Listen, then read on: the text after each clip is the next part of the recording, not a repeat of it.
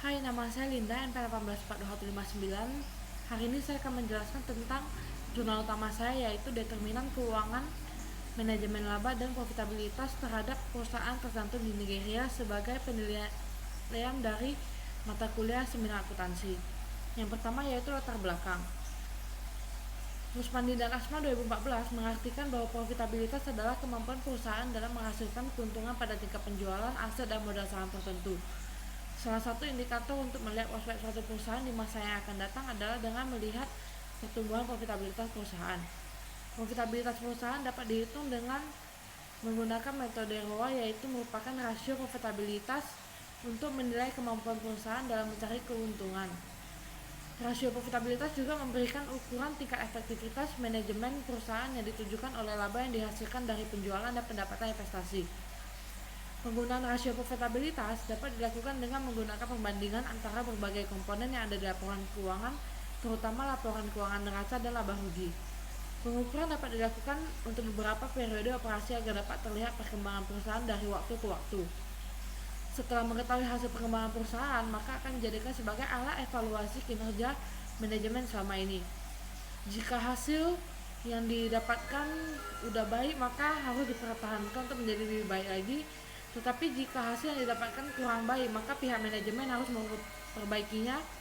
Oleh karena itu, rasio ini sering disebut sebagai salah satu alat ukur kinerja manajemen. Yang kedua yaitu urgensi penelitian.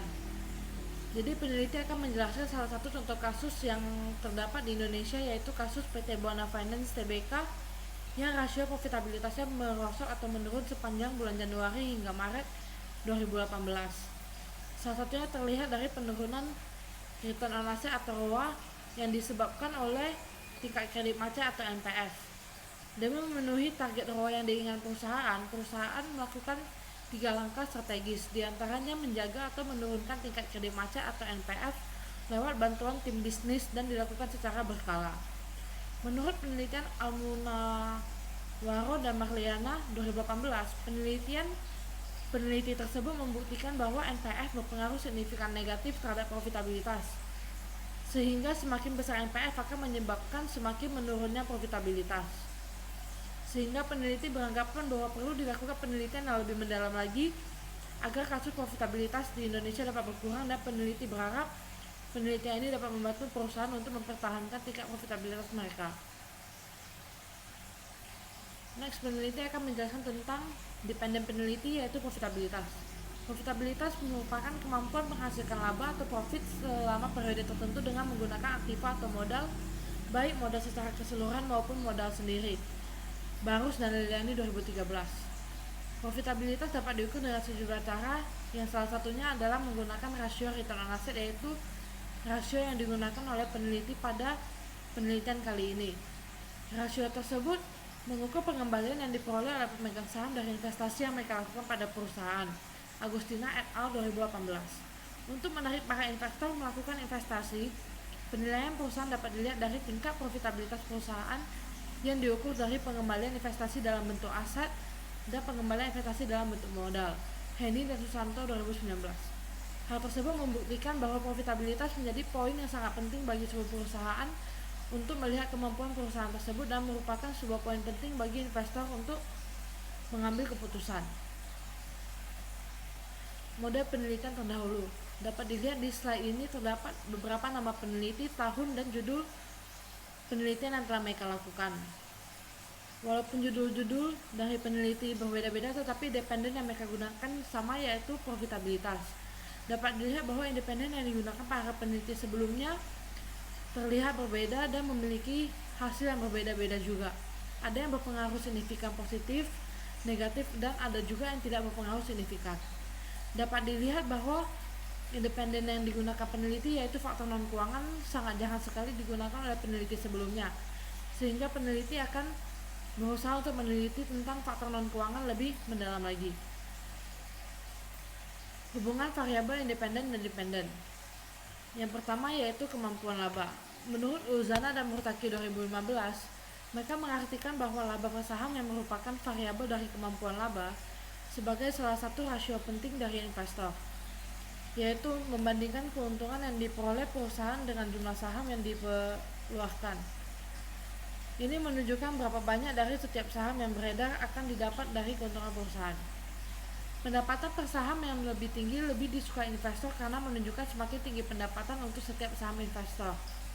Terbukti dari hasil penelitian yang telah diuji bahwa laba per saham memiliki pengaruh signifikan positif terhadap profitabilitas, di mana semakin tinggi laba sebuah perusahaan maka akan semakin disukai oleh para investor karena akan menyebabkan perusahaan untuk menghasilkan laba yang lebih tinggi.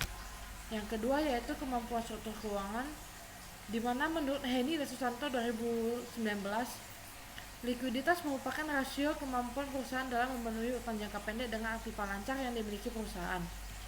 Ruspandi dan Asma berpendapat bahwa sebuah perusahaan yang meningkatkan hutang bisa dipandang sebagai perusahaan yang yakin dengan prospek perusahaan di masa yang akan datang, dan hutang merupakan sebuah tanda yang positif. Agustina et al. Juga berpendapat sama dengan Ruspandi dan Asma, di mana mereka berpendapat bahwa semakin tinggi sebuah hutang maka akan semakin bagus bagi perusahaan karena perusahaan ingin memberikan kepercayaan kepada investor terhadap kemampuan perusahaan dalam membayar hutang. Tetapi Uzana dan Mutaki 2015 berpendapat beda, di mana mereka berpendapat bahwa semakin tinggi utang perusahaan maka akan semakin besar risiko ketidakmampuannya untuk memenuhi pembayaran hutang kontraktualnya. Hasil penelitian dari ketiga peneliti sebelumnya menunjukkan bahwa kemampuan struktur keuangan tidak berpengaruh signifikan terhadap profitabilitas.